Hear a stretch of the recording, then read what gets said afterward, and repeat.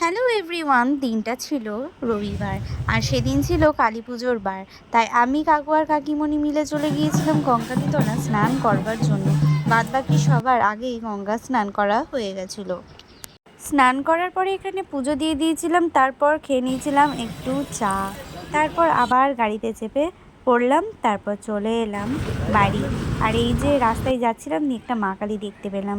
ঠাম্মি পুজো করার পরে প্রসাদ দিয়েছিল, সে প্রসাদ খেয়ে উপোস ভঙ্গ করে খেয়েছিলাম আমরা রুটি মিষ্টি। এখন মাম্পুকে নেল পালিশ পরিয়ে দিচ্ছি, আর মাম্পু গুড গার্ল হয়ে নেল পালিশ পরছে। তারপর মন্দিরের কিছু বাসনপত্র ছিল, সেগুলো একটু মাজা ঘষা করে নিচ্ছিলাম সবাই মিলে। আর এখানে কাকু আর কাকিমণি মিলে মন্দির পরিষ্কার করছিল। তারপর প্যান্ডেলও সেদিন হয়ে গেছিল, মানে কালকে। আর এখানে আমি একটু ভিডিও করে নিচ্ছিলাম। তারপর আবার বিকালবেলায় রেডি হয়ে গিয়েছিলাম, কিছু লোকজন খেতে আসবে তাই। তো অনেকজন চলে এসেছিলো বাড়িতে।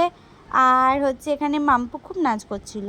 তারপর আমি সবাইকে একটু করে আলতা পরিয়ে দিলাম। প্রথমেই পরিয়ে দিয়েছিলাম আমার ঠাম্মিকে, তারপরে পিসিমণি সবাইকে পরিয়ে দিয়েছিলাম। তারপর এখানে বাইরের ভাতে ছিল ভাত, ডাল, বাঁধাকপি আলুর তরকারি, আলু পোস্ত আর টক।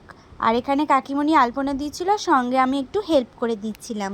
টাটা, দেখাবে নেক্সট মিনি ব্লগে।